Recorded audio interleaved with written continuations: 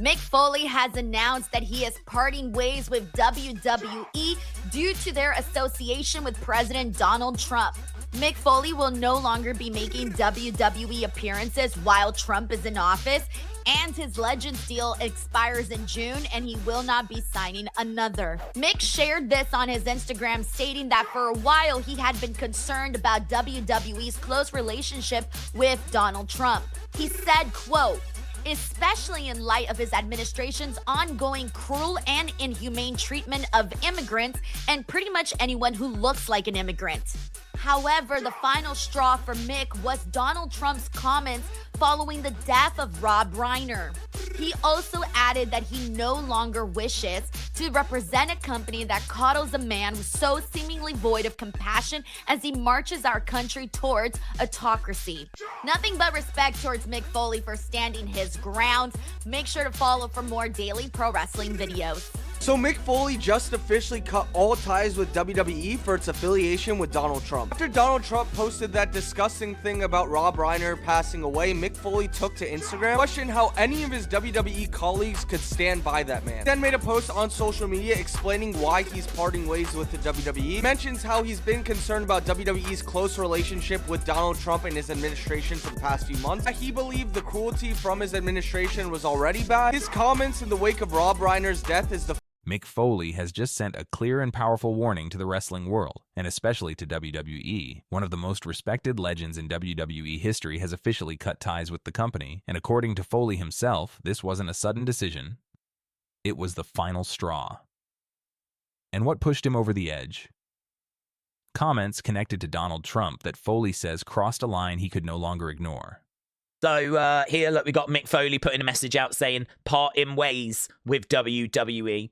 While I've been concerned about WWE's close relationship with Donald Trump for several months, especially in light of his administration's ongoing cruel and inhumane treatment of immigrants, and pretty much anyone who looks like an immigrant, reading the president's incredibly cruel comments in the wake of Rob Reiner's death was the final straw.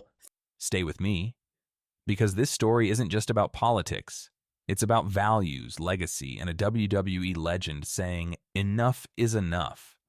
Before we dive into what happened, let's quickly remind ourselves who Mick Foley is. Because this man isn't just any wrestler. His death was the final straw for me.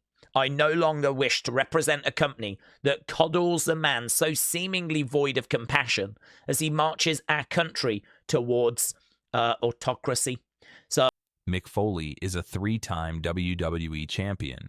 He's a WWE Hall of Famer, inducted in 2013. And if you've watched wrestling at any point in the last 30 years, you know him by at least one of his legendary personas, Mankind, Cactus Jack, or Dude Love. This is the man who fell off the Hell in a Cell, the man who gave everything, literally his body, for this business. He's beloved by fans, respected by wrestlers, and known as one of the nicest, most genuine people in the industry.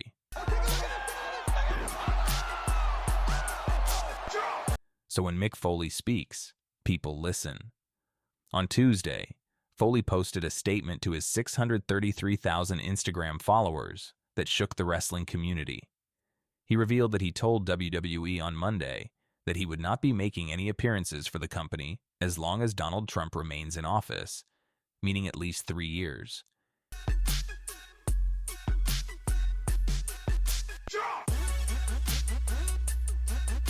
He also stated he will not re-sign his Legends deal when his current contract expires in June. Here's what Foley wrote. I no longer wish to represent a company that coddles a man so seemingly void of compassion as he marches our country towards autocracy. Strong words. But what was the breaking point? Foley made it clear. The comments Trump made following the death of director Rob Reiner were the final straw. So, what exactly happened with Rob Reiner? Rob Reiner, the acclaimed Hollywood director known for films like When Harry Met Sally, A Few Good Men, and The Princess Bride, was found dead in his Los Angeles home on Sunday afternoon. According to reports from NBC News, Reiner and his wife appeared to have died from stab wounds. Mr. President, a number of Republicans have denounced your statement on Truth Social after the murder of Rob Reiner. Do you stand by that post? Well, I wasn't a fan of his at all. He was a deranged person as far as Trump is concerned. He said he knew it was false. In fact, it's the exact opposite, that I was a friend of Russia, controlled by Russia. You know, it was the Russia hoax. He was one of the people behind it. I think he hurt himself in career-wise. He became like a deranged person, Trump derangement syndrome. So I was not a fan of Rob Reiner at all in any way, shape, or form. This was a tragedy, a shocking and heartbreaking loss. But on Monday morning, President Trump posted a statement on Truth Social that many found deeply insensitive and inappropriate. Trump suggested that Reiner died due to Trump derangement syndrome, mocking the late director's criticism of him. When reporters asked Trump about the backlash, even from some Republicans, Trump doubled down, calling Reiner a deranged person and saying he wasn't a fan of him. For Mick Foley, this was too much. In his Instagram post, Foley didn't hold back. He wrote, "While I have been concerned about WWE's close relationship with Donald Trump for several months, especially in light of his administration's ongoing cruel and inhumane treatment of immigrants, and pretty much anyone who looks like an immigrant, reading the president's incredibly cruel comments in the wake of Rob Reiner's death is the final straw for me." He went on to say, "I love WWE, will always treasure my time with them, and I am deeply appreciative for all the opportunities they afforded me. But in the words of Popeye the Sailor, I stands all I can stands, and I can't stands no more." This isn't just a political statement. This is a man who built his legacy in WWE, now walking away from it on principle. So why does WWE have such close ties to Trump in the first place? The relationship goes back decades. Trump has appeared on WWE programming multiple times, including a famous storyline feud with former WWE CEO Vince McMahon in the 2000s. Hey, Vince, you listen to me, Vince. I've been watching you for the last couple of weeks. You're showing me with my head shaved bald. You're having a lot of fun, aren't you? I did a little number on you because I had something done with your head shaved bald, Vince. Take a look. But it's more than just entertainment history. Linda McMahon, Vince McMahon's wife, currently serves as Trump's Secretary of Education. She also led the Small Business Administration during Trump's first term. Paul Triple H Levesque, the McMahon's son-in-law and current WWE Chief Content Officer, has appeared at the White House alongside Trump. WWE executives, including Stephanie McMahon, have been hosted by Trump as recently as last September.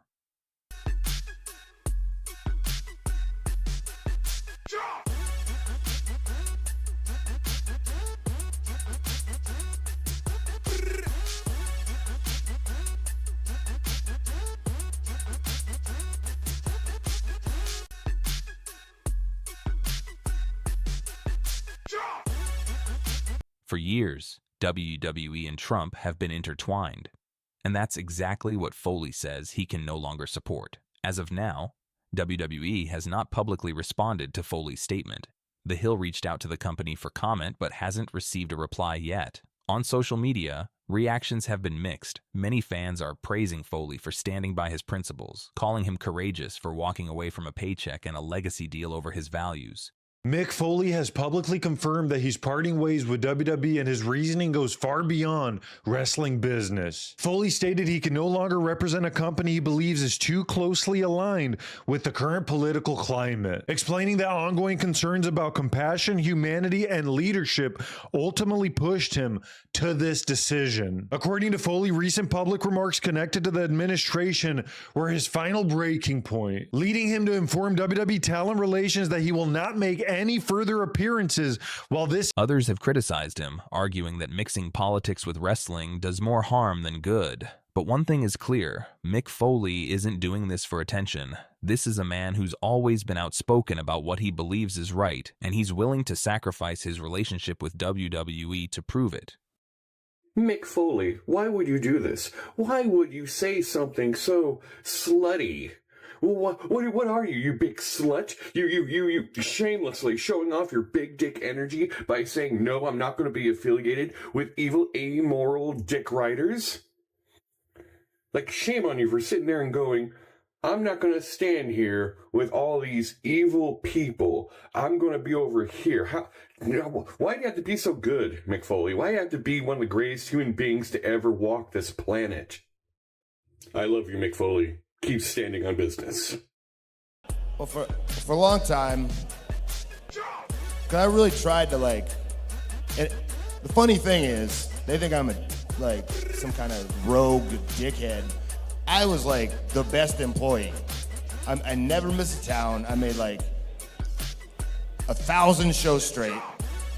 I did all the media. I never said no to anything. I was like, all right, well, I knew I wasn't gonna get anointed with the golden push or whatever, but I was like, well, I'll just nose to the grindstone this so much, that that was my mentality. Jon Moxley, formerly known as Dean Ambrose in WWE, has sent a clear warning message to Triple H and the entire WWE universe. But what led to this breaking point? Why did one of WWE's biggest stars walk away from a lucrative contract? And what does his future hold in AEW? Stick around as we break down the entire story, from the creative frustrations to the explosive podcast revelations that shocked the wrestling world. Let's get into it. Why did Dean Ambrose leave WWE, turning down the new contract he was reportedly offered in 2019? Frustration, that's why. The former Shield member says he hated the bland promos written for him, the PG-rated non-violence, and lack of freedom to just be the lunatic fringe. Plus, he had a huge fight with Vince McMahon and says he felt mentally and emotionally exhausted. A refreshed Jon Moxley would make his AEW debut at Double or Nothing in May 2019. Before we talk about the warning to Triple H, we need to understand what pushed Jon Moxley to his limit. In January 2019, Dean Ambrose shocked the wrestling world by refusing to renew his WWE contract. This wasn't about money. WWE had offered him a substantial raise. This was about something far more important to Moxley: creative freedom. Yep, baby's gonna watch Jon Moxley go down! Jon Moxley! Look at the back! My God! According to multiple sources, including Moxley's own candid interview on Chris Jericho's podcast, the breaking point came during a particularly embarrassing segment. WWE Chairman Vince McMahon wanted Ambrose to get rabies shots with a giant syringe on live television. His character was supposed to be disgusted by the disease-riddled fan base. Moxley described feeling physically sick every Monday, dreading what ridiculous script he'd be forced to read. He even searched WebMD, thinking something was medically wrong with him. But it wasn't a physical illness, it was creative suffocation. As Moxley himself said, for whatever reason, me and Vince together, we just create this explosion of goofy nonsense that I detest. What made AEW the best option for you? A lot of it was the timing and a chance to really not just do the things that I want to do, but change the business. It's almost like I had to. It was like the universe, it was like Double or Nothing, the timing of it and everything. It chose me. Because when your contract was up? And even that it was in my hometown, there was just there were all these signs pointing and I'm, always had good relationships with a lot of the guys here. Because I was like, okay, what are we doing? What's the goal here? And I was like, I loved everything they said, from the business kind of plan to the ideas to the way we're going to do stuff to the creativity aspect of it or whatever. There was no reason to not jump on the boat and take this journey, man. A lot of other people would have, swam back to the island, but I'm like, the island, man. Let's go. Let's find some new territory, The final insult, he was paid just $500 for his final Shield appearance on the WWE Network. $500 for one of WWE's top stars. But it wasn't just about bad segments. Moxley revealed something far more disturbing during his interview with Jericho. Vince McMahon wanted him to make jokes about Roman Reigns' real-life leukemia diagnosis. Moxley, who genuinely cared about Reigns, was horrified. He did one cancer reference under pressure and immediately regretted it. But McMahon didn't stop there. He wrote an even worse line for the following week. Moxley refused point blank, telling McMahon the line was so offensive they could lose sponsors. Someone might have gotten fired over it.